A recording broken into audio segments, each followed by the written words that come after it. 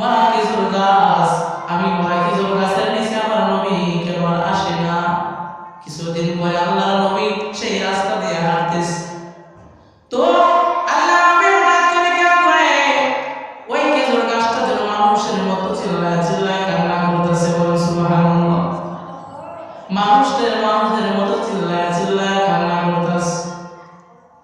এবার আল্লাহ নবী ডাক দেয়, মরা খেজুর গাছ, তুমি কেন কান্না করো?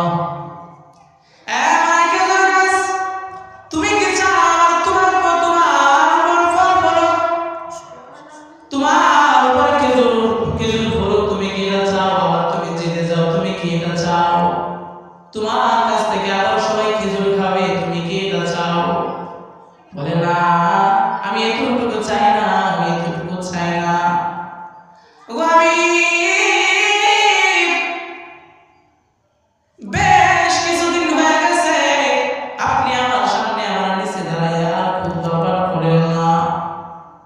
ও নবীজি, আমি কি আপনাকে কোনো কারণে কষ্ট দিয়েছি কিনা? আমি কি আপনাকে কোনো কারণে আঘাত দিয়েছি কিনা? আল্লাহ নবী ডাক দেয়া কয়, মরা খেজুর গাছ না, তুমি আমাকে কোনো কারণেও আঘাত দেও নাই, তুমি কোনো কারণে আমাকে কষ্ট দেও নাই। বলে নবীজি, তাহলে আপনি কেন খুব ব্যবহার করেন না?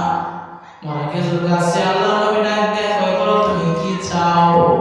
বলে আমি চাই আমার এই মানুষ যেভাবে গোসল করাইয়া সাদা কাপড়ের প্যাকেট করাইয়া মানুষে যেভাবে কবরস্থানে রাখা হয়, আমি মরা খেজুর গাছ চাই আমাকেও সেই রকম ভাবে ওই কবরের নিচে রাখতে হবে।